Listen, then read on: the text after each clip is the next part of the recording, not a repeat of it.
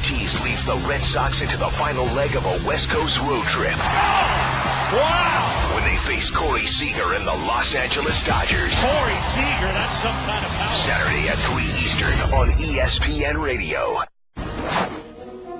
First Take is presented by Bass Pro Shops. What's up, everybody? Day 3, First Take's training camp tour. We are so fired up. Do you know where we are today? Richmond, Virginia, for those Washington Redskins. Kirk Cousins, D'Angelo Hall, Josh Norman, all joining us, plus the hottest debate topics, as always. Max Kellerman, Stephen A. Smith, Ryan Clark. They have you covered. You like that? Let's get it cracking. Let's start the session. March Lynch, the competition, balls by that action. You can never debate it. This is actual fact. Stephen A. and Max Kell said they say it's a rap. I'm like, say what? Say what? What's up with all my haters? I'm a ball when I perform. So my jersey's in the air. I'm allergic to my haters. Every morning I prepare. Lot of clothes I can wear just like them Oregon players. Yeah, quack, quack. What it do? Rap like it's nothing to it. Matter of fact, you can ask hard and I'm cooking too. Base guard cooking too. Nah, look at you. Great mind. They embrace mine like a crooked tooth. 4 takes, that's you. 3 takes, not me. 2 takes if you lucky. First take, stop me. 4 takes, that's you.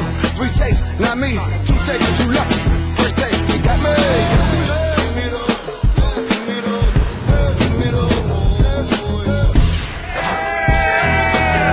You know who's going to really drop the mic? Max Kellerman, Stephen A. Smith. Check out this crowd. Great turnout here. We are in Richmond, Virginia. The fans are fired up. So are we. The sun is coming out. We're in good spirits here. First Take, day 3 of our training camp tour. Welcome into First Take. Thank you so much for hanging with us. On the road, we are enjoying it. Stephen A. Smith, Max Kellerman. What's up, Ross? I'm Molly Karam. Ryan Clark will be with us later. How we doing? How we doing? Plus a lot of guests, right? Kirk Cousins, D'Angelo Hall, and Josh Norman. So a lot to discuss with them. Gentlemen, you want to get into it? Let's go. Because we got some news. We start in the NBA, though, with Russell Westbrook. OKC Thunder fans devastated earlier this NBA offseason when Kevin Durant chose not to resign with the team and go to the Warriors, but now they have something to smile about. League sources told ESPN Westbrook has agreed in principle to a deal with the Thunder for 3 years worth $85.7 million. Westbrook will make an extra $8.7 million this upcoming season. He has a player option for the 3rd season. Stephen A., how bad does this make KD look? Well, it depends on how you look at it. If Kevin Durant had come out and said that, you know what, I just don't want to be in Oklahoma City anymore. I want to be in some place like my man Chris Rock says where you can order sushi at 4 in the morning as opposed to Oklahoma City, then he doesn't look bad. But if you're talking about being in a situation and not departing from a winning situation and not being perceived as jumping on a bandwagon, I think Kevin Durant looks very bad because by Russell Westbrook signing this deal, clearly it's not a long-term deal. He's only really committing for 1 additional year. He's getting himself about a $9 million raise. It was a good business decision on his part, no doubt, but it also showed a willingness to play and to stay in OKC, not escape to Los Angeles or anywhere else we were speculating that he might want to go. And in the end, what it comes down to is this. Kevin Durant didn't believe that winning with Russell Westbrook was a possibility. You can slice it any way you want to. In the end, if you're chasing a championship, Kevin Durant chose Steph Curry over Russell Westbrook. You can slice it any way you want. He can try to couch it. He can try to massage it. He can try to sit there and wiggle his way around it. Who gives a damn? That's what this comes down to. Because Russell Westbrook making the claim and the proclamation that indeed he's willing to stay in OKC with Steven Adams and Victor Oladipo there with him, carrying this team or whatever. You can sit there and speculate that he wants to be the man, and obviously there's some truth to that because he likes shooting the basketball. There's no doubt about that. He's a career 21 point per game scorer. We know how electrifyingly athletic he is, the most athletic point guard in the history of the NBA, if that's what you really want to call him, a point guard. But in the end, Kevin Durant can slice it any way he wants to. He preferred the thought of playing with Steph Curry more so than playing with Russell Westbrook. That's what this move comes down to because Russell Westbrook saying that he's not willing to leave in all likelihood is something that he made clear to Kevin Durant, and Kevin Durant chose to part ways anyway, Mike. If your thesis is that this makes Durant look bad, then Stephen A., Mr. Basketball, I respectfully disagree. Look, in the moment, Westbrook wins the headline. Westbrook wins the hearts of the old school guys who consider it, the tough guy, old school way to, damn it, you stay where you are and you try to make best, with what you got. He'll win the headline today, and he'll make Durant look bad today. But that's okay, because there'll be more headlines tomorrow, and the headlines will read eventually. Kevin Durant made it to X finals, and that X going to be more than one on that squad. And one Y finals, and that Y is probably going to be more than one on that squad too. So history will record. And then years from now, there'll be documentaries about how, Westbrook never won a title, but you have to understand, he was the guy who stayed there. And what were Westbrook's options? And Westbrook is my favorite player in the NBA. That guy has rabies when he plays. That guy is unbridled aggression. There's no one I like to watch more than Russell Westbrook. But what were his options? He's not a free agent. So any team that traded for him would have to gut their team, and he wouldn't be going to a very talented team. And then even look at the teams who could really use him to put him over the top. A lot of them have point guards. What was he supposed to do? So what did he do? He optimized his money by getting paid now, by having opt-outs when he gets 10 years in the league, so he gets a new max deal at new max money. He did the smart thing. I don't think it makes Durant look bad at all. Well, he did the smart thing from a business perspective. And it's not a matter of Durant looking bad because he decided to leave OKC. I've been on the record saying I have no problem with Kevin Durant deciding to leave OKC. I had a problem with him picking to go to the team that actually knocked him off and that actually beat him. But you also have to remember that Kevin Durant is after championships. Kevin Durant wants a ring. Kevin Durant was on a championship contender and decided to go to the very team that beat him, who happens to have the reigning two-time league MVP, who plays the same position as Russell Westbrook. So essentially what you're saying, after coming to Russell Westbrook's defense in press conferences where Mark Cuban talked about him and other places where other media pundits and beyond have talked about Russell Westbrook, the number one protector, the number one defender of Russell Westbrook was Kevin Durant. Yet when it was time and you had an opportunity to make a decision, you chose somebody over Russell Westbrook in order to go and play with them. Now, I'm not saying that makes Kevin Durant look bad, but I'll tell you what, it does make him look a bit disingenuous, considering how so quickly he was willing to come to the defense of Russell Westbrook, only to jump and, just skip out of town the second he had an opportunity to. In the end, again, it doesn't make Kevin Durant look bad. I don't mean to imply that. What I'm trying to say is, let's be real. Let's be real. In the end, it comes down to one reality and one reality. You did not believe you could win a championship with Russell Westbrook. Well, that's what you're saying. Now, by the way, just to get to your point, because you're quick to sit up there and say, Stephen A., is the insider talking? Did you hear this from somebody? Or is this what you believe? Let me clarify. When it comes to this particular issue, yes, I have people close to Kevin Durant, regardless of what he thinks. I am telling you what they said. He cannot win. Their words were, he cannot win a championship with Russell Westbrook, Stephen A., and you damn well know it. And I said, did Kevin Durant say that? And they said, no comment. That's the insider. What I deduce from that is, clearly that's what you believe.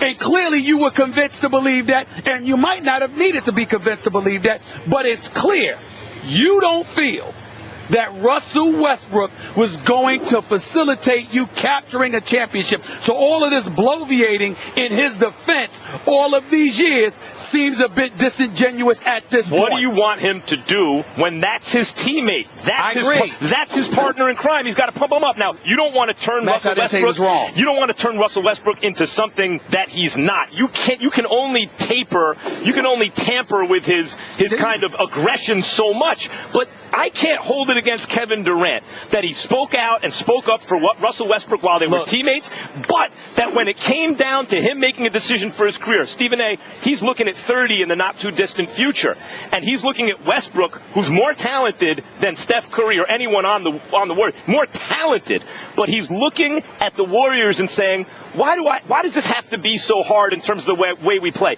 Why does it have to be a question, who gets the last shot? Why do we have to be playing in isolation so much? I want to play the right way with those guys. You know who gets the last shot? The open man. I don't want to have to worry with all those other kind of things. You know what? you should be ashamed of yourself. I can't believe you just uttered those words out of your mouth. That, and I understand you cover the sport of boxing, and in the end, that's an individual sport because you're in that boxing ring all by yourself. I do get that point. I do get that reality. But let's also not act like you don't know. When you're talking about elite athletes, how you duck and run for cover with the team that beat you. When they were up 3-1, Kevin Durant had everything to do with them losing that 3-1 lead. It wasn't just Russell Westbrook. Even though Russell Westbrook and him combined to turn over the ball 6 of their last 8 possessions. You know why I didn't blame Russell Westbrook for that? Because the mistakes that Russell Westbrook made, he always made. It was Kevin Durant that looked a bit different. It was him going down, taking shots 1 or 2. It was him forcing the issue. It was him looking like the antithesis of what we knew Kevin Durant to be. And again, he's not wrong. I'm not trying to come across as he's wrong, nor am I trying to come across as him being somebody that should have dimed out his players or called out his teammate. What I'm saying is, Max, there does come a point in time where you can shut the hell up. You can sit up there and go like this. Well, you know what?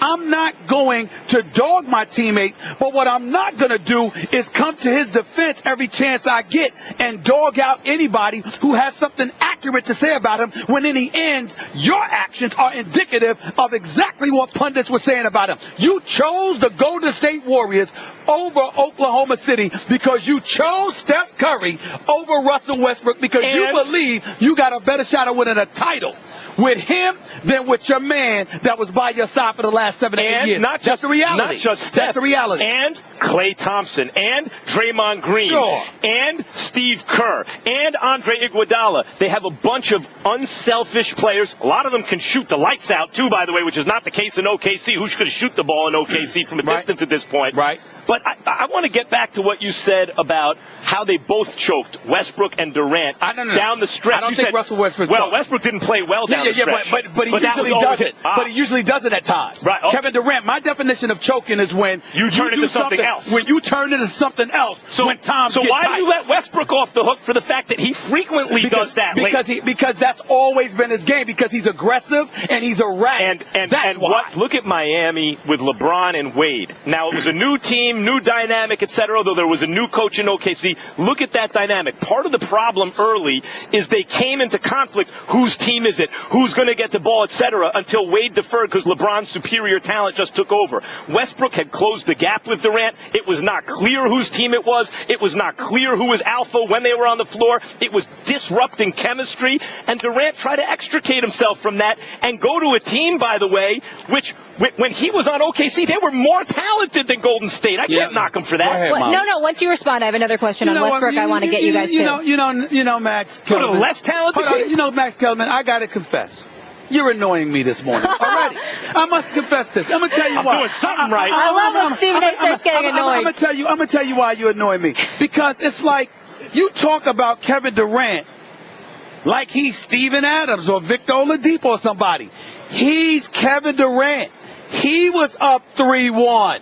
You're one of the top 3 players in the world. No matter how great Russell Westbrook is, he ain't better than Kevin Durant. So when you talk about what Kevin Durant is joining, well, damn. I mean, you're the superstar, and you were up 3-1. You were supposed to close the door even more so than Russell Westbrook. And it's like you glossing over that and acting like it's no big deal that he jumped on a bandwagon for the team that beat him. I would not have had any problem with Kevin Durant going anywhere except to the team that knocked them off. If that team had won a championship, I agree with you. They did not. I don't think it's a big deal that you collapsed in the Western Conference Finals and then go join that team. Had the Warriors won 73 games, defended their title, back-to-back champions, beaten Cleveland, and Durant goes there, that's weak.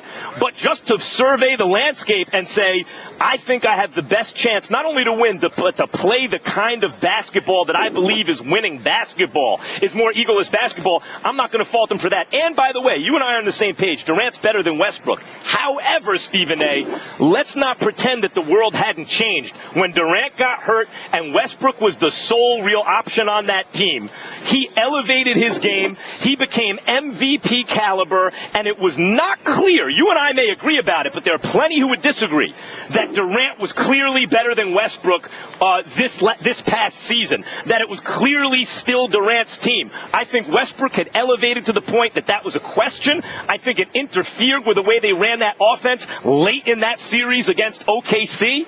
I mean, against Golden State. Kevin Durant averaged 27 a game. He shot about 50% from the field. He shot nearly 40% from three-point range. He was clearly more efficient. And I don't know what you're watching. Well, he's 6'10". He's going to be more efficient. But let me be clear. There is no one that thought that Russell Westbrook was better than Kevin Durant. Oh. And what world are you living in? Do I need to ban you from talking about the sport of basketball? Do I need to ban Kevin Durant is not better than Russell Westbrook? I agree with you. There are those who would argue the point, including on ESPN, including the analytics guys on ESPN. Oh, the hell with them. I don't want to hear that. I don't want to hear that. Smart guys. You don't want to hear from the smart people? I don't want to hear about. Those are the same people that sit up there, and regardless of how Kobe struggled, they had him ranked 93. And it was true. No, it wasn't. Hold on. I'm going to tell you why. 93 was generous. I'm going to tell you why. Because in the sport of basketball, when you're not playing with anybody and going up against pros, you're going to look like garbage unless you're at your elite level. If you had put Kobe on a damn decent basketball team, what? The problem with that argument is I can't disprove it. It's just assertion. What you're saying is the numbers. You're saying the numbers don't count. Well, Kobe was really inefficient, et cetera. Well, that doesn't count. Yeah, but the eyeball test said he wasn't good. And then you say, well, because he's not playing with good players. And then if he would have been playing with good players, you'd have another excuse. Kobe's damn near 40 years old. Right. He was the number one option. You had Roy Hibbert and Clarkson and Swaggy P.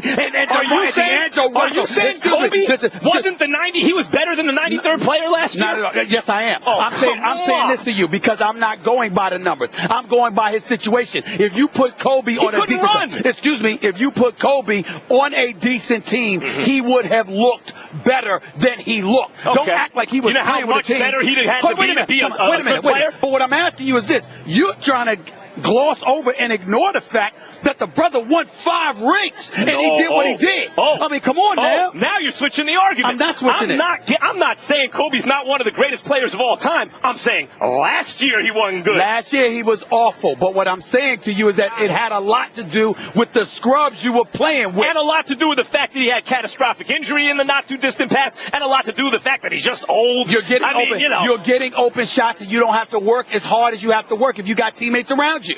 Why did Kevin Durant leave for Golden State? It was because of the collection of talent he was joining. But not because he was shooting 38% from the floor or whatever it was. I agree with that.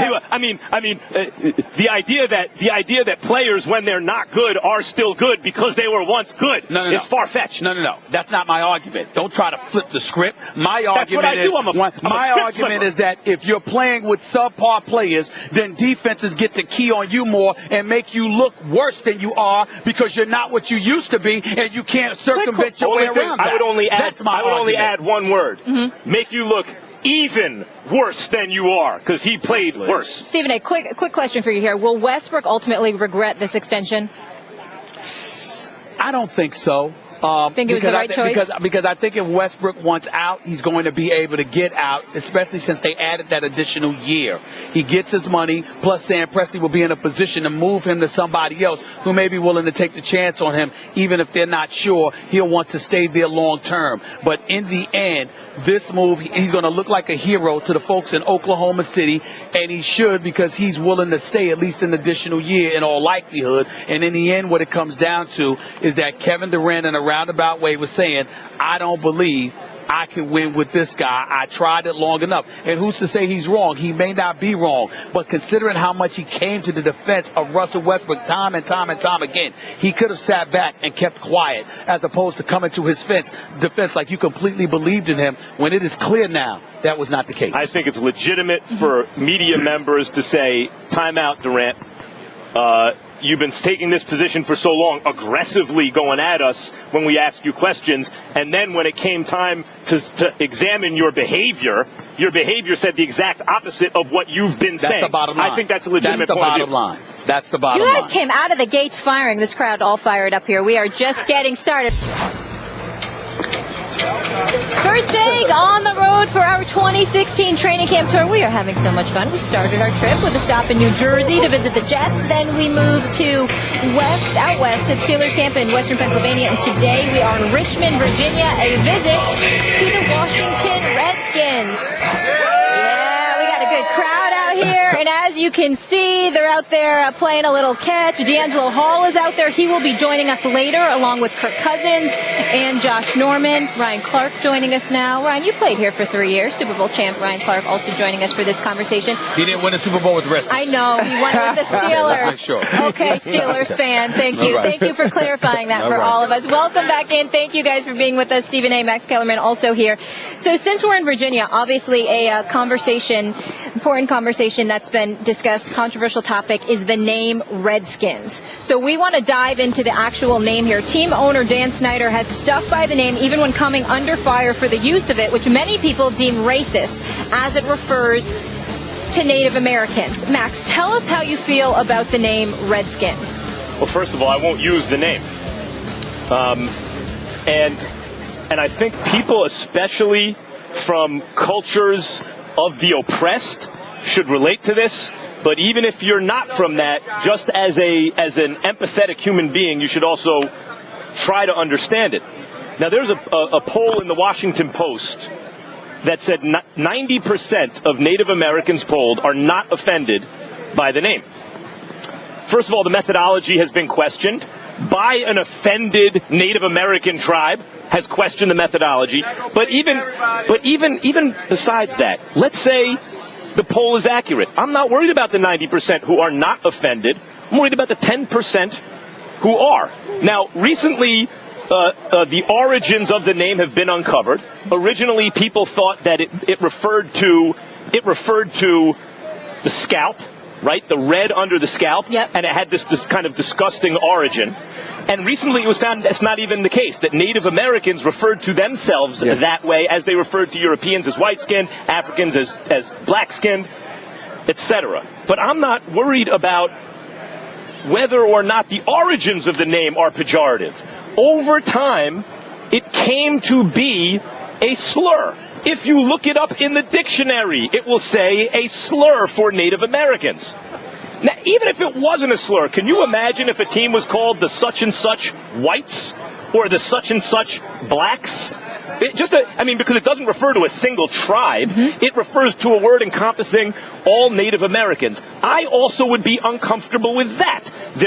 Furthermore, there are words that we used for black people that were not considered pejorative decades ago, like Negro, for instance, which today have taken on a negative connotation. Certainly it's not politically correct, and certainly you would feel uncomfortable calling a team by that name. So culture changes meaning over time. Just imagine for a second those who disagree with me. Of the Native American child in this country who comes from a household where the culture of the household does consider that a slur. And that Native American child is looking at his NFL team, saying the NFL team is okay, and the NFL by connection is okay with saying this word about me and my culture and who I'm from and my family. I think what this really boils down to, because I don't think this is that hard to understand, is Dan Snyder is a billionaire. Billionaires don't like to be told what to do. They're not used to it. And so, of course, when the Washington Post poll came out, he doubled down. We will never, all caps, change the name. Where's my camera? I want to just tell Dan Snyder something. I'm disappointed in you, but I will be proud of you when the day comes, because it's coming, where you will be at the podium announcing the name change, because that will happen. Listen, I've been here. Yeah. I played for the Redskins for 3 years. I've been around Dan Snyder, and you talk about a man being a billionaire. This doesn't come from billionaire Dan Snyder. This comes from Washington fan Dan Snyder. If you've been around him and seen the way he is with his players, seen the way he is about this team, he's not about this team as in, I'm here to make money off of them. He's here because he loves this franchise. He loves the players on the team. So for him, he's looking at it from the fan point of view. When you started talking, you can hear the fans kind of going against you or opposing some of the things you said. And that's exactly the way Dan Snyder feels. I agree with you in the sense that if it offends anybody and it can be changed, I think you should look into changing it. The NFL isn't going to make Dan Snyder change the name. It's going to have to be on him. And as long as he feels this way, there isn't going to be a change in this because he's not looking at it from all the ways you just explained, which I agree with. You think about the 10% that are offended. You think about those who don't even believe the poll was conducted in a way to where it is telling and true as to how the Native Americans feel. If you look at it that way and you're a man that empathizes with them or even sympathizes with them, you think you can change the name because names change. If you look at the origin of the name, it started as the Braves when they were in Massachusetts. And then you moved to Washington and you changed the name. But for where we are as a society, they don't see that as bad. Many of you remember when Monty Jones went on the Mike and Mike show. Yep. And his shirt said Caucasian. Right? When that was done, there was a reason he had to eventually zip it up. Because the people who make the decisions aren't Native Americans. We talked about it yesterday. The people who make the decisions aren't African Americans. They are rich Caucasian males. And until they start to feel differently about these things, things won't change. And we can sit up here and talk about it as much as we want to. They will not change. Particularly when you don't have leadership from the commissioner's office on issues like this in the form of Goodell. Hard to imagine Adam Silver not taking a much more active stance That's about this. Bonnie point is great, though. It's such a double standard. It's different in the NFL, right? Your bonus check comes from making those dudes money. Like you're saying leadership by Roger Goodell, he doesn't lead them. Let's get that out of the equation. Let's stop talking about it. When they were sitting across from the table negotiating during the lockout, if they said something off the wall to the players, Roger was not, oh, hold on. When Jerry Jones got upset and moved from the table and said he was leaving and stood by the door, Roger wasn't like, hey, come sit down back at the table and talk to these men. He doesn't lead them. He doesn't rule them. He doesn't get to tell them what they are going to do. Because he won't be renewed. He won't get that bonus. So until these owners, now if other owners put pressure on him, but guess what they are too? Billionaire white men. Who don't like being told what to do, Ryan. Look, we have to be real and honest about something that's very, very important here. Max, I hear all your points. They can't be disputed for the most part. I agree with you. And as far as I'm concerned, you know, I harken back, and I've said this on many occasions, thinking about the late Jack Kent Cooke being interviewed by the late, great George Michaels, a dear friend, a mentor, a great man, particularly here in the Washington, D.C. area, George Michaels' sports machine, when he was interviewing him. And Jack Kent Cooke was like, I ain't changing anything. And then George Michaels interviewed Charles Mann. And Charles Mann was like, if it offends one person, that should be enough. Daniel Snyder and owners beg to differ. Here's where it gets tricky and it gets dicey. And we have to be honest about this. If you uttered the N-word, what African American do you know that will look at a white person and say, you know, it's all right? You ain't going to find too many of those. It's universally recognized that it is highly offensive. The problem with the Redskins name or anything like that as it pertains to Native Americans is that they seem to be divided amongst the ranks. When you do polls and you find out a certain segment of the Native American populace doesn't find it offensive, whereas there are more who do, they seem more divided and not as universal in their thinking and their belief as African Americans are with the N-word, as Jewish folks are with certain things that are considered anti-Semitic. The list goes on and on. It's that universal. It's that universal mentality that ultimately permeates. Because if the entire Native American community stood up in unison and there was no divide, and Chris Cooley or Daniel Snyder or somebody else couldn't put a poll together where there is a large segment of folks out there who happen to be Native American who did not feel that it was offensive, then there was no argument. There's no argument that Daniel Snyder can make. But it's the fact that you're able to lean on a segment of the Native American populace who don't find it offensive, who have come out front and center and said they don't find it offensive, that they don't deem it as racist. Okay. That's where it's problematic. I'm only making that point, Max, to say this. I believe that if a large segment of a populace says it's offensive, that should be enough. But it's hard for me to engage in a level of condemnation as much of a disenfranchised community as the Native Americans are in the United States of America. Nobody, not even African Americans, have been as squashed and reduced to the realms of irrelevancy, more so than Native Americans. It is indisputable. But having said all of that, if you're still able to find a lot of people within the Native American community who says that the Redskins name is not offensive, I'm not saying that you are wrong for feeling the way that you feel. What I am saying is Daniel Snyder is a little bit less wrong for feeling the way he feels when he's able to point to people from the Native American community that support his position. First of all, the Native American community is not one community. It was many different nations representing diverse point of views.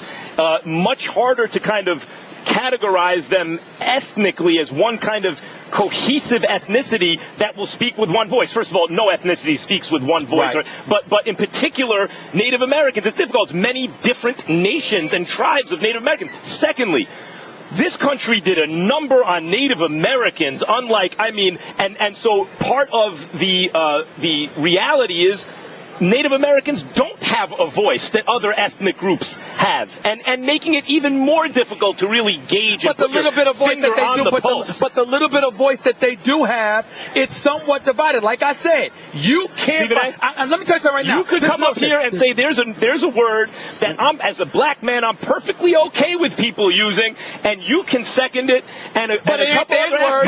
But it ain't the N-word. But the other thing is, what he's saying is that both sides. You can argue on both sides, and so everybody comes together in unison. It's not nothing's going to give unanimity practically. But if you said, no, I'm okay with this word, and so did you, and so did others, but there was a segment of the African American population that was deeply offended by it. I, as a socially conscious individual, would say, I'm okay that you feel that way, and I'm not a black man. But as a man, I'm not okay with using the word. But that's you, though. That's me, and this is my point of view. And you also have to understand, and this is the point of view of many people. Negative, though. Like, Daniel Snyder doesn't see it as negative. You see it as negative if we do. So you empathize with it. That's not how he sees the name. He sees it as a name, and he said it.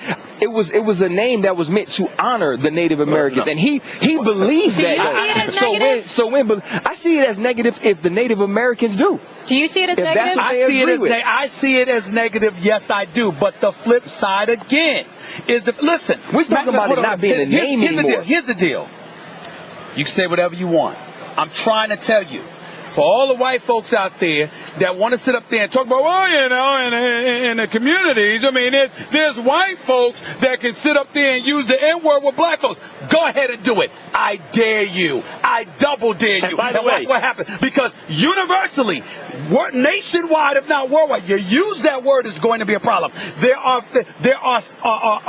words that you can use in the Jewish community. Universally, they're going to have a problem with it. Even in the gay community. I remember that I talked to our colleague LZ Grandison, and I said one of my issues I said we understand that the F word is highly offensive, but could you highlight for me what else is universally offensive so we'll make sure we know? The problem with the Redskins and the Native American community is that there's a populace within the Native American community that's saying we don't find it offensive at all. That gets very tricky. It gets tricky. The NAACP, that's colored persons, right?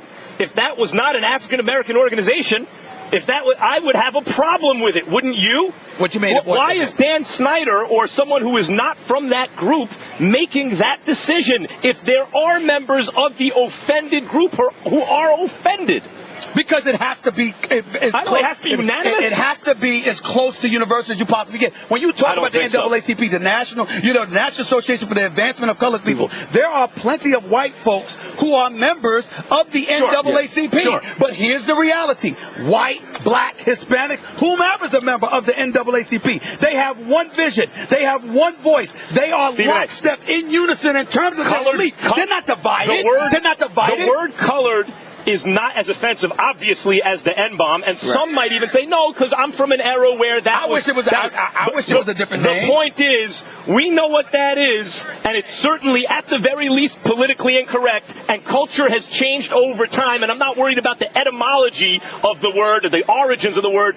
I'm worried about the little Native American kid who is offended by his football team's name, and it's got to change. Well, I would say this to you.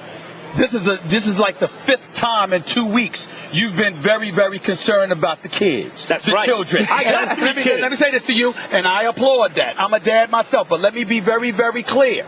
If that is your concern, you're going to have a long life, bro. Because a lot of positions we take on various issues, kids are watching. But you believe what you believe. And there's a segment of that populace out there that do not find that word offensive. So to me, it's an issue that the Native American community has to find a way to come more together on, as opposed to looking for people outside of their community to do it for them. We got to leave it there. And yes, maybe that would create some change. But in 2016, it is still hard to believe that a team name is after a shade of someone's skin color. Look it up in the dictionary. It says slur for Native Americans in the dictionary. I'm Phil Yates from the Fantasy Focus Football Podcast. Join me and Stefania Bell as we break down all the latest news in the NFL. Ryan Fitzpatrick, he's back. Jordy Nelson, should you worry about his knee? Subscribe to the podcast through the Listen tab on the ESPN app. Meanwhile, today, welcome back into Redskins camp here in Richmond, Virginia. The First Take Training Camp Tour rolls on, and there he is, Kirk Cousins. You like that? He will be joining us later, along with Josh Norman, D'Angelo Hall. Stephen A. loves when he says you like that. It's one of his favorites. He's just shaking his head at me right now. But we're so excited to be here. A great crowd, and a bunch of the Redskins team will be joining us in just a bit. But we want to focus here on Michael Vick.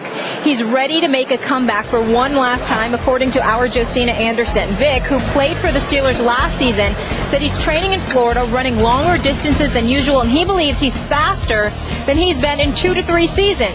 Quote, "This is the last year for me, and I'm going to wait it out," he said. Ryan, I want to start with you. Which team should take a chance on Michael Vick? Well, if you're a team that doesn't have a proven backup, he's already spoke about the Cowboys. And if you look at that team with Dak Prescott now being your main backup, a guy whose skill set in college was very similar to Michael Vick. He's probably not faster than Michael Vick. He was a 4.8 guy coming out last year. He doesn't know as much or doesn't have the experience that Michael Vick has. So you look at the Cowboys, and that seems like a fit. But if you have a team with a young quarterback, you might think, okay, you lose Foles, maybe the St. Louis Rams. If you have a team with a young quarterback, you don't want the pressure of a Michael Vick in camp. So he has to go to a team with a proven quarterback that you feel like doesn't have a backup who can step right in and play and produce for this team along with getting you wins. But I don't necessarily want to talk about the team that's the best fit. Let's talk about what Michael Vick would need to be a successful backup. If you look at last year in Pittsburgh, they said he was great in the locker room, really good for guys who had been through things and were coming out of things, and able to give them wisdom and impart experience on how to be a better person. But if you look at him on the field, the one reason I think Antonio Brown doesn't have 2,000 yards is because of games Michael Vick played in. Michael Vick needs time. He needs the right type of play calling. He needs a team to adjust to him. So when you look at that and trying to figure out what team he fits on, where can he go, he has to go somewhere with a creative OC who understands that when it's Michael Vick time, we can't run Ben Roethlisberger plays. When it's Michael Vick time, we can't run Tony Romo plays. And I think that really shortens the list for you when you're a team looking for a quarterback that's not just based on his talent, the fact that he might still run 4-5, or the fact that he can throw it as far as you want him to throw it. It's if you look at the games with Le'Veon Bell, the games with Antonio Brown, who we know is uncoverable, he didn't look good to me last year. And so I think the learning curve for somebody like him shouldn't be as deep or as long as it is for Michael Vick, but he needs to get somewhere now if he's going to be effective. I think when you're talking about backup quarterbacks, you're talking about the best available guy. And I'm looking at the Dallas Cowboys right now. And McCown, I think, is a better pick. but you have to give something up for Josh McCown. It costs you resources in a league where there are intentionally limited resources. It's going to cost you something. So maybe it's still worth it if the price is right, you get McCown. Now, if you can't, Michael Vick just costs you the dough, and it ain't going to be that much. And now the question is, how is he as a backup? Look, his QBR last year was low. It was low. It was still higher than Nick Foles, by the way, who just got a job, but it was low. However, Michael Vick, as a starter, went 2-1 on a playoff team. You know, and here's the thing. I know there are a lot of dog owners in this country, and they can't get over Vick's moral transgression of the past. And that's legitimate. If you can't, you can't. That's on you. You have to make that decision for yourself. However, he has paid his debt through the legal system, the NFL, and the question becomes, if a guy gets a second chance, do you really give him that second chance? Does he start, if not with a clean slate, then at least with a chance to show you that he has reformed himself? And I think if you look at Vick's behavior on and off the football field and in the locker room, I mean, if that isn't a guy who's trying to make the most out of his second chance, I don't know what is. So I understand that the brand of the Cowboys, Stephen A., is a tough one to take on a Michael Vick, another guy with a troubled past. On the other hand, if you're looking for a backup and you don't want to give up resources and you see he can get it done still on the NFL level and he's the best available guy, I say roll with Vick. Couple of things I'd like to say before I get to my point. Number one, I don't want to hear anything about Michael Vick's past. I agree. He paid his debt to society, and more importantly than that, the NFL is in no moral position to judge anybody. I understand that there are people that have engaged in criminal activity that have not done things as egregious as Mike Vick did with the whole dogfighting scandal. But they didn't serve 18 months in the federal penitentiary either. And they didn't change their life around and become the epitome of redemption that he has become. I don't want to hear that. That's point number one. Point number two, I don't want to hear about Michael Vick being a member of the Dallas Cowboys, because Michael Vick is a good man. Michael Vick has changed his ways, and he's an unbelievable human being. And I don't believe that anybody who's overcome what he has overcome needs to contaminate themselves by having to wear a Dallas Cowboy uniform and being associated with that organization. Nobody deserves that after going through what Michael Vick went through. I didn't see that coming. Okay? Me neither. That's the reverse of what I thought coming. I saw it coming. That's number two. Number three. Now let's get to this. Michael Vick could be ideal for someplace like Denver. You know, experienced team, leaning on their defense, not expecting much from their offense. That's the team that comes to my mind. It would be ideal for him. As a person, do I want Michael Vick to end up in a situation like that? Absolutely. But I must confess to you, even though I'm wishing the best for him and I hope that he gets it, does he deserve it? The answer is no. And here's why. Atlanta and then the New York Jets, those are two destinations where he's openly admitted that at one time or another he was ill-prepared for the job at hand because he didn't take the job seriously. In the case of Atlanta, he was feeling himself. In the case of the New York Jets, because he came there to be a backup, he wasn't prepared.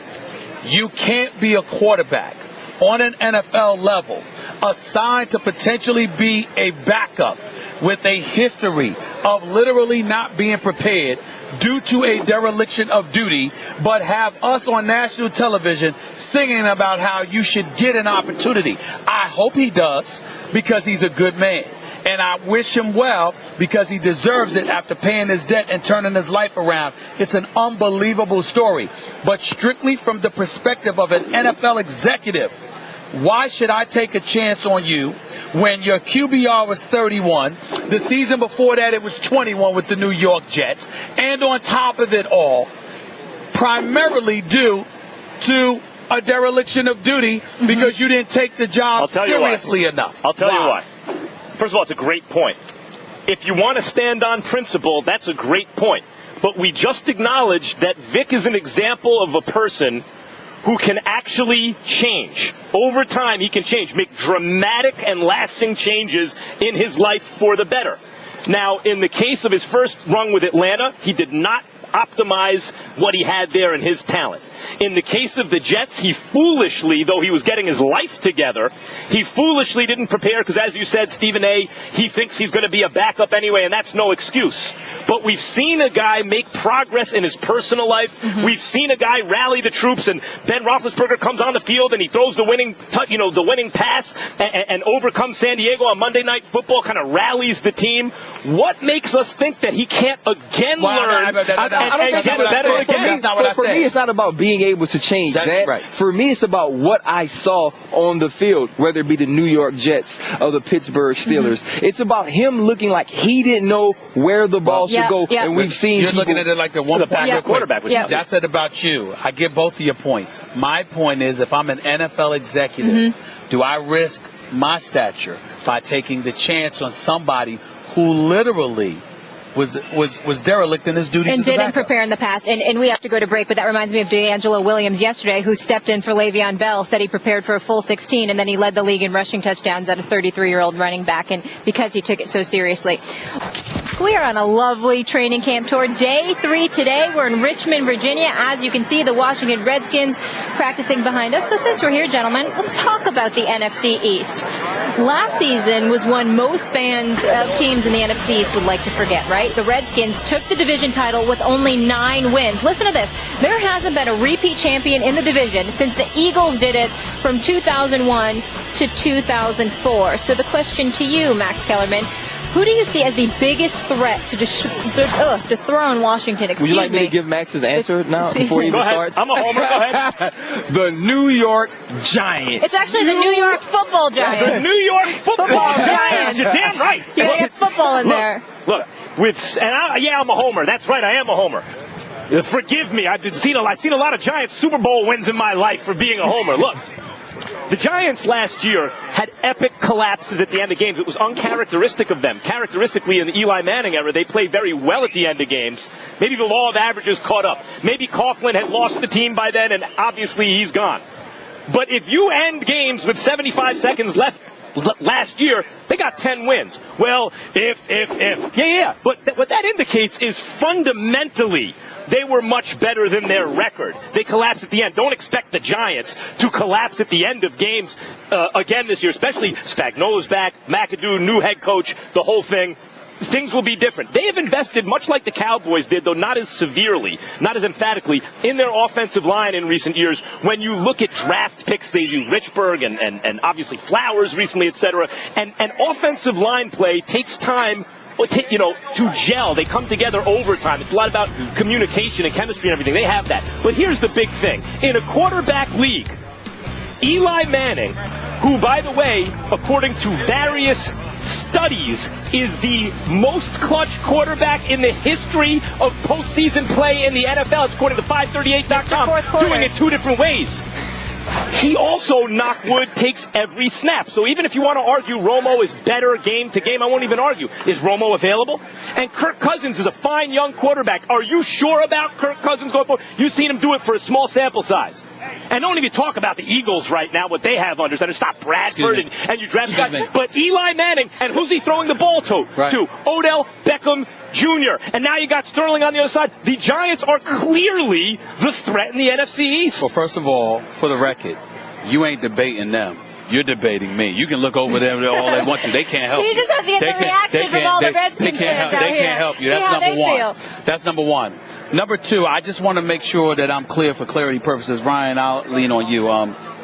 Did Max Kellerman just say that the pieces are there, and he bragged about McAdoo and he bragged about Spagnuolo? This is for the same Giants team that had a losing record for the last 3 years, has missed the playoffs the last 4 years. Yes. And the only thing they changed was their head coach. Yes. I mean, this same team.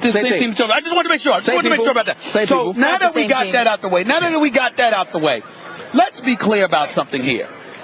We got Janoris Jenkins. We got Damon Harrison, who's great against the run. They drafted Eli Apple out of Ohio State. Some Vernon, projected, don't forget. Olivia Vernon. We get all of that. Their secondary should be good. Their defensive line should be better in terms of getting at the passer, because they couldn't do anything until JPP arrived with one hand, albeit. So we got all of that going on. I get that. I understand that, combined with the fact that the Giants paid $200 million on the defensive side of the ball in the offseason to make that happen. I understand the elevated level of confidence.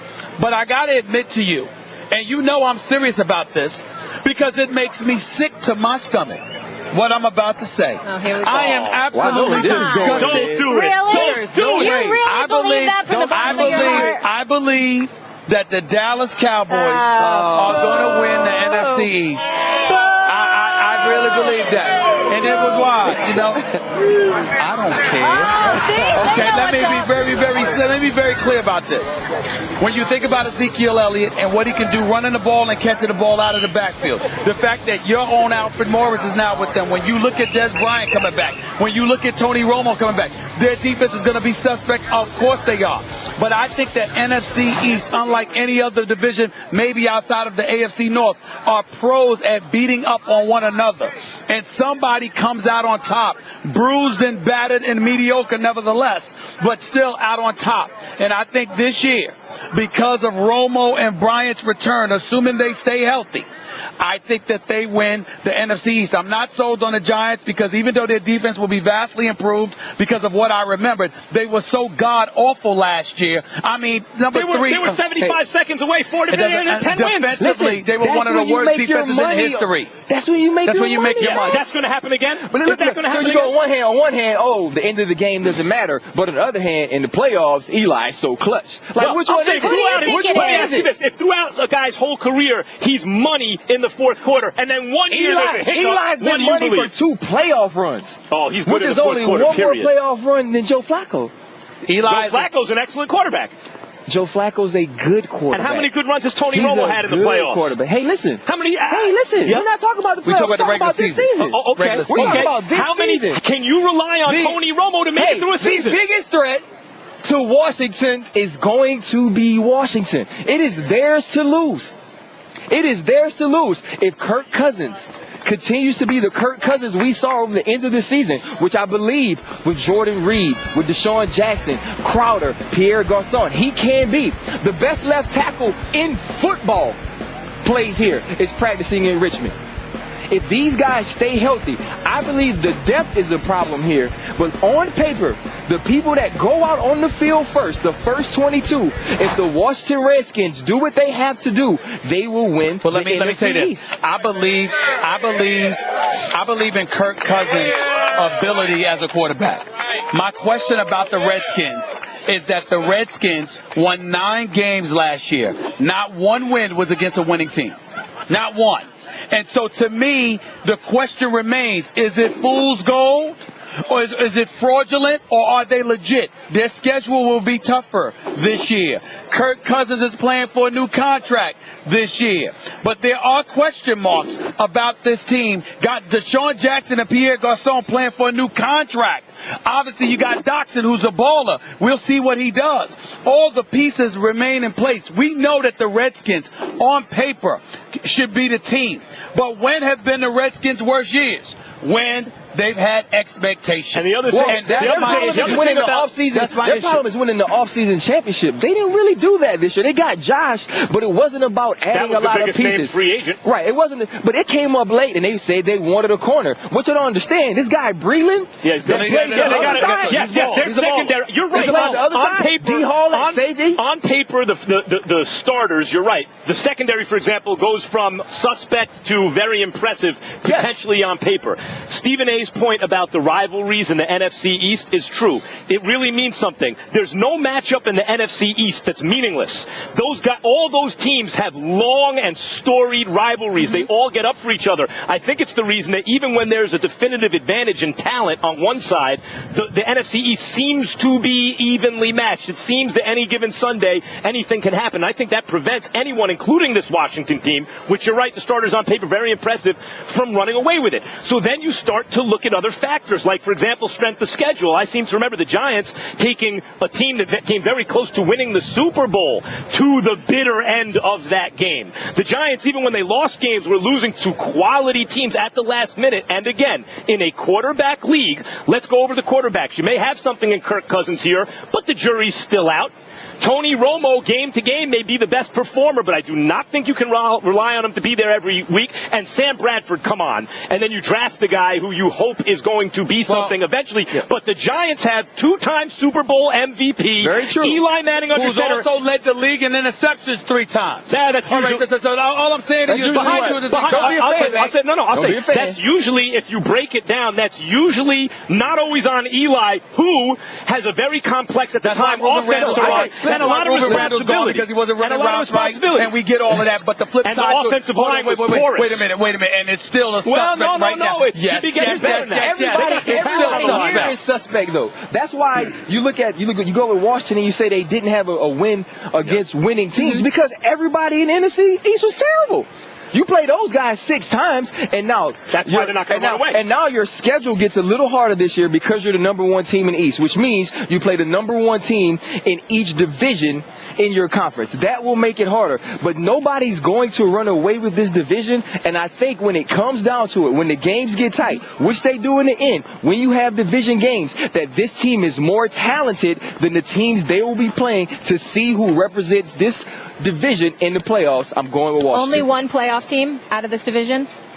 Only one. Yeah, only one. I agree with that. It's only one. And I think that the Eagles will be in last place. With the Dallas Cowboys, listen, I hope I'm wrong because we know I ain't rooting for them. Yeah. But the reality is that I think Dez and Romo together make up for a lot. The Washington Redskins, to me, they're unproven because of who they beat. That we got to decide whether they're fraudulent or not. And a lot of that is going to have to do with Kirk Cousins because I have no doubt about a healthy Deshaun Jackson and a Pierre Garçon and a Dotson and Jordan Reed is a stud. He's a stud. I love Jordan Reed. We'll see what happens. But it remains to be seen because the Redskins are one of those teams who have been allergic to prosperity in terms of expectation. I got to see them now that they don't get to sneak up on you and you know they're coming, what they're going to do. By the way, you keep talking about Deshaun Jackson and Kirk Cousins. That's a tremendous combination. No one can get behind the defense. Like he puts one move on you, Deshaun Jackson's gone. But actually, the best, most reliable quarterback in the league who won 2 Super Bowls, Eli. The best receiver in the division is Odell Beckham. He's better than Dez, and he's better than Deshaun Jackson, and he's better than anyone on the Eagles, and he's the best. So in a vertical passing league, you have the best home run threat on a team that's been there and done that. And just like the Cowboys' offensive line kind of snuck up on people, all of a sudden it's like that was a liability. Damn, they kept drafting top of the draft with offensive linemen. They're pretty good. One of these years, and it could be this one, the resources the Giants have put in the draft to the O-line is going to pay dividends. I feel you that sounds very, very emotional. It's beautiful. I'm very touched. But I will tell you that it says something to me that despite the $200 million that they paid for the defensive side of the ball, improving their defensive line, improving their secondary, drafting Eli Apple as well, which I hope is going to work out well for them, it says something to me that the Giants' number 1 offseason priority was keeping a one-armed bandit in JPP, Jason Pierre-Paul. That was what they said their number 1 priority was.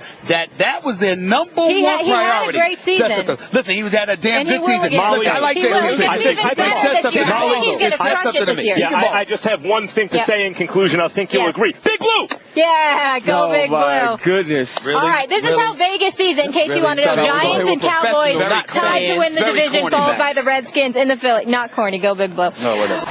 Meanwhile, back here at Redskins camp in Richmond, Virginia for our 2016 training camp tour. And now we move into a topic that is very near and dear to Stephen A's heart. So Seahawks defensive end Michael Bennett shared his feelings. Look at that face right there.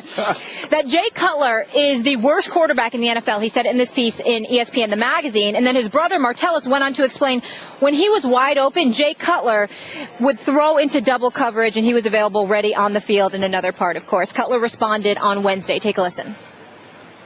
I don't know. I'm really not going to get into that. Most receivers and tight ends are always open, so hopefully Tom, I guess, can do a better job of finding them than I did. Oh, Stephen A., like, love, or hate Jay Cutler's response? I like it. I respect it from the standpoint that he didn't want to get into the muck and mire of it all. So I can understand that. But I also think I like it because he showed some wisdom. What could he say? Let me be very, very clear. Jay Cutler is the worst quarterback in football. I want to be very, very clear about that. The worst. Let me explain. The worst. Because I'm not talking about his talent. I know he's got arm strength. I know he's got athletic ability. I know that he's tough. Last time I checked, people out there, I watched Mike and Mike this morning with Ryan Russillo and Mike Golick. I've listened to people on talk radio. I hear all of these folks in Chicago and beyond bloviating about Jay Cutler. They know he has some hiccups. Nobody's lying about him. Please don't get me wrong. I'm not casting aspersions on anybody, but they keep talking about his abilities. But when we sit back and we judge quarterbacks, what do we always talk about? We talk about intangibles. We talk about leadership. Where the hell is Jay Cutler's intangibles? Where the hell is his leadership? He is a quarterback. There is no quarterback in the NFL devoid of more leadership qualities than Jay Cutler. He walks around looking depressed all the time. The only time I've ever seen him smile is when he was signing a contract, as if he was laughing at the organization in the city of Chicago and a collection of fools all over the United States of America who actually believe he deserved half the damn money he got. He stinks, and that's the bottom line. And he stinks because he has no leadership ability. He does not inspire. He does not galvanize. He does not bring people together. And this is how you need to know this.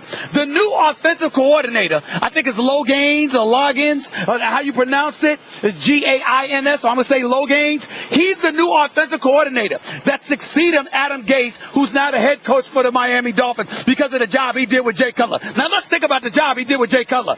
Jay Cutler, did he have 40 touchdowns? No. He threw 21 touchdowns. He threw 11 interceptions. He had a QBR 60, and you got people acting like let's throw a parade for his sorry behind. He stinks, okay? And the bottom line is this. Not only is that a reality where they're sitting there and they're bloviating about Jay Cutler, but let's be clear.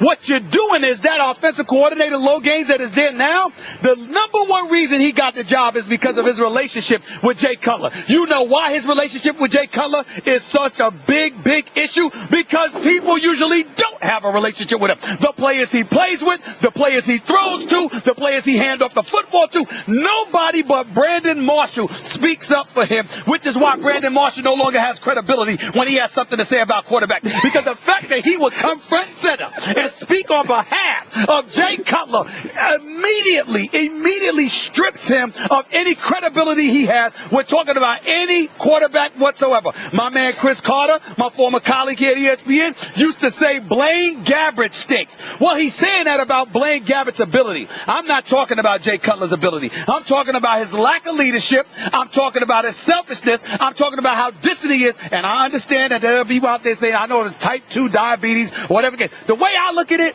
we live in an advanced society where there's medicine everywhere to help you out.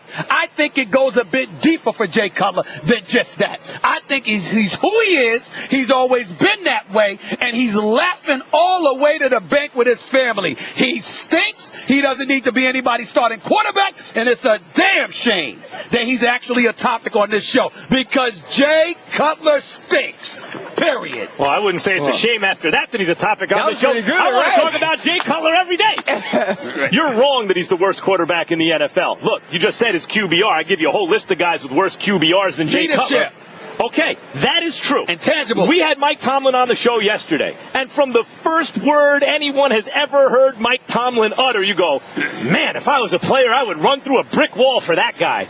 And with Cutler, you're like, man, if I was in a huddle, he couldn't inspire me to walk out of the huddle. Like, I get that. That's why that kind of component of his personality and the fact that he quit in the NFC Championship game, that undermines his value. Obviously, it lowers it from solid middle-of-the-pack kind of NFL quarterback, maybe even high average. It's a very competitive position, but he's a talented guy, to below average. He's a below average quarterback because of everything you just mentioned. But let's not pretend he's the worst. Like, I don't care how uninspiring he is. He's better than Nick Foles. I know Foles had a very good season under Chip Kelly, but if you watched Foles last year, you know Jay Cutler's better quarterback than Nick Foles. I want to talk about what he said directly, because he was criticized, and Bennett said he's the worst quarterback in the league. I loved everything Cutler said about it, except for one thing.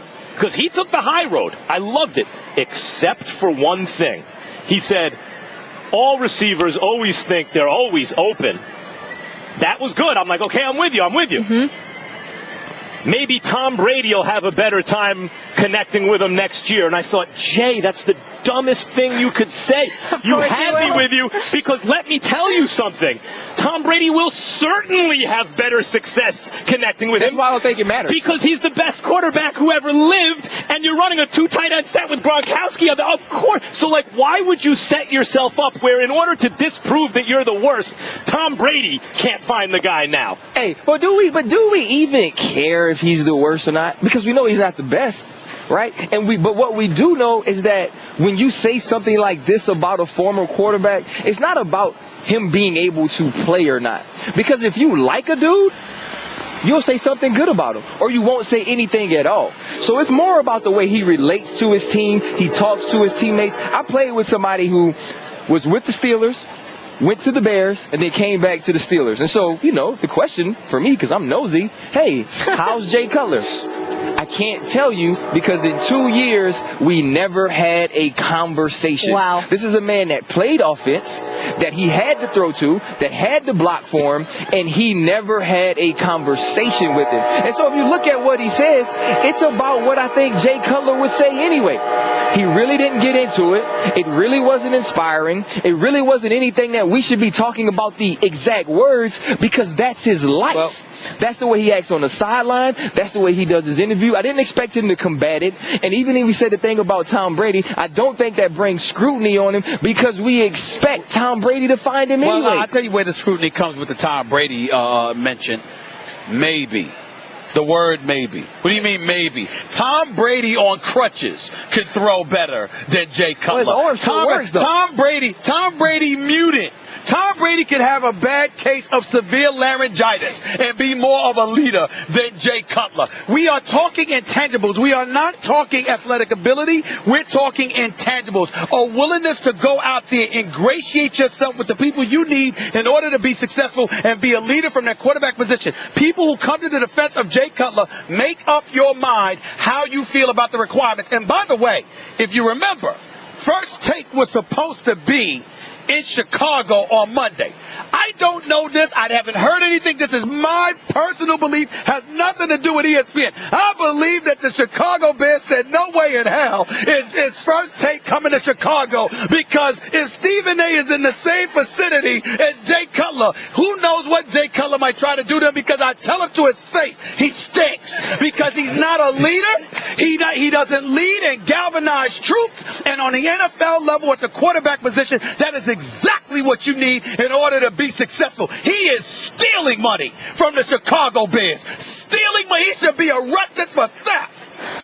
Hey, I'm Kevin Flynn on the latest edition of the Over the Ball podcast. Earthquakes coach Dominic Kinnear and Paul Mariner join us to discuss MLS All-Star Game, Frank Lampard's hat trick against the Rapids, the upcoming Premier League season, and much more. Download it by tapping the Listen tab on the ESPN app. The snap, totally, touchdown! Touchdown, Weston! You like that? You like that? Cousins under center. He's going to throw it out to the left. Looking for Garcon. It is caught! They are yelling, you like that? How about that? I'm proud of y'all, man. I like that. You like that? You like that? You like that. You like that? You like that? You like that. You like that. You like that. You like that? You like that? I like that. You gotta like that, right? You like that. Yeah. You like that. You like that? You like that? Look what he started. You gotta love the passion. Our next guest led the Redskins to the NFC East title in his first season as captain of the offense. Kirk Cousins here with us on First Take. Thank you so much for making time. We really appreciate it. Thank you. Thrilled to be on. Thanks for having me. We know you like that. All right, let's start here with your contract. So no secret you're playing under the franchise tag this season. You're betting on yourself. What are some of the positives, though, of playing under the tag? Well, first of all, it's a great salary. I don't know many people who complain about that. I've got a great opportunity. My options are open at the end of the season. And I do feel in the NFL, every deal is a one-year deal. You've got to prove yourself each and every year. Otherwise, they're going to talk about letting you go. So whether it's a tag or a long-term deal, a 2-year deal, you've got to go play well and prove it each and every game and each and every season. A lot of respect for you for betting on yourself the way that you do. You deserve to be commended for that. Passed over 4,100 yards last year. 69% of your passes you completed. I'm wondering, without question, led the league. I'm wondering, how was it that you believe you were so successful last year, and why do you believe that can continue? Well, it's no secret that a quarterback's as good as the guys around him, especially a young quarterback like myself. So when you got a play caller like Sean McVay putting you in a position to be successful, you've got skill players all over the joint who can make plays for you and get open.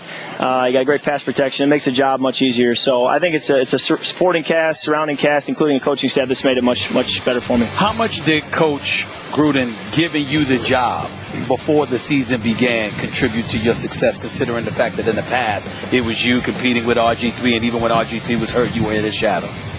It certainly gives you a position from which to lead, to have influence. It helps now being the starter, even going into the offseason program. So even better then, because last year it was kind of right before week 1 named the starter. So I think when you can be given that opportunity, you're kind of given that green light to go ahead and lead and be authoritative. I think it does make a difference. You did. That was a mean feat to take the job from a guy. I mean, injury, yes, whatever, but they invested an enormous number of resources in RG3. I mean, that was an enormous, and to just consider that a sunk cost, that means the guy who took the job, they have to really believe in. What does that do for you to start this season? You have not been in that position before. Sure. No, everybody's looking for a chance to be believed in, for people to invest in them, to want them, to give them every opportunity to succeed. And I feel like, for me, that is this season. And I've been given a phenomenal chance, and now the ball's in my court to do something with it. But all you can really ask for is a chance, then you've got to make it happen. Let me ask you this. You like that, which everyone's playing to death, including us. Now, on the one hand, it's great. It's catchy. Everyone said it. Everyone's saying it. Confess, I never liked it. Right, but I have to confess. But on the other hand, now you like that guy until you do something else. Exactly. If you could do it again, would you have done it the same way or not?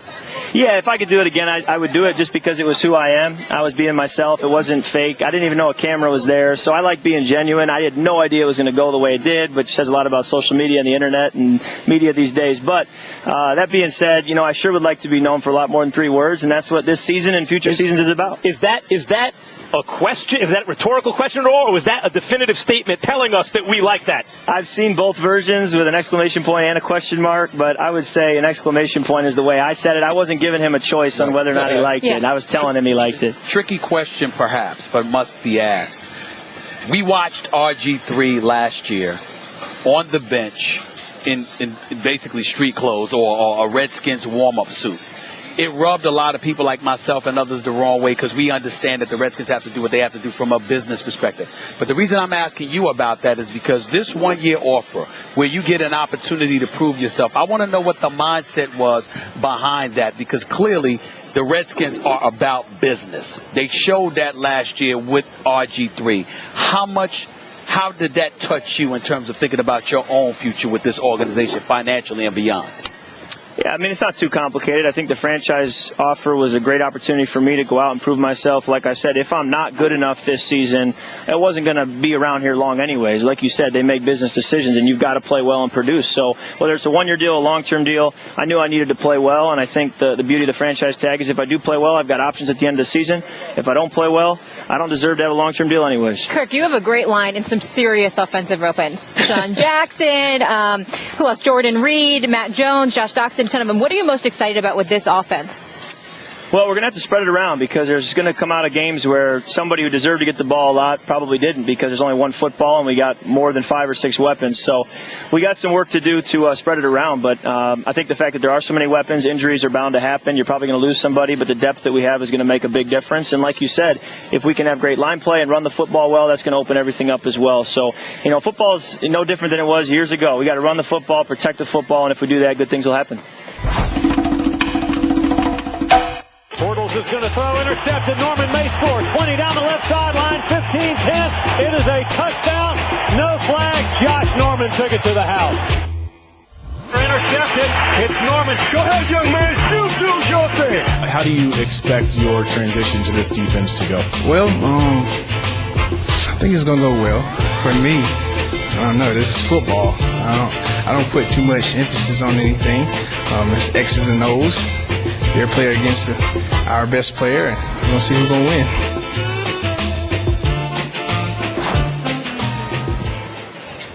Back here on First Take from Richmond, Virginia, dinner on this man. He made his name with the Carolina Panthers, got paid by the Redskins, the highest paid corner in the NFL. Josh Norman, thank you for being with us again. Thanks, man. Congratulations on this deal, $50 million guaranteed. You heard me say highest paid corner in the NFL. What does that mean? Got to keep going for more. Got to keep striving to be the best you can be, and that is just one of the stepping stones that God blessed me with to be able to accomplish. But I'm looking for more. I'm looking for more to do. That's just one of the things that obviously He blessed me with. But I don't look at it as I have that because I don't feel like I still do because I work out here like I don't. So. We know you paid. You should be very, very happy about that. But we also know how much you loved Carolina. And how has it been being here? And how long were you shaken up about about departing from Carolina? Well, obviously, the human side of you, of course, is going to feel some type of way because you've been there all your life, You're trying to build the organization and build there. You've seen it from the bottom up to the top. You know what I'm saying? Like, you've been in that. You had your hand in that. Yep. You helped mold that. And when you're not in it, dang, it just feel like a big, like gut punch. Like, you help, like, this kind of your baby in a way, and the guys that you grew up with, you're not there no more. Of course there's going to be that feeling. That's that human side of you. But at the same token, you got to understand, was I growing there? Did God see me fit to stay there?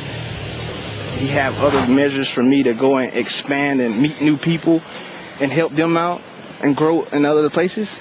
Of course. And that's why, Washington Redskins was a perfect fit for me because of what all they brought to the table and what I was looking for. Now, I got messages today. Josh Norman's like, make sure he's there. Don't duck me. So I'm here. In the flash. Why'd you want to make sure I was here? No, I'm just, why do I want to make sure you want to hear it? I like how you're throwing that back at me, though. Yeah. You see that, huh? Well, did it have something to do with Odell Beckham comments? Man, it ain't had nothing to do with none of that. I just think that to understand the position to how, you guys was talking about me out here in the practice field getting beat up by a wide receiver on one-on-ones, and it's just one-on-ones in practice. I wasn't making a big deal out of that. I mean, it's just like, gosh.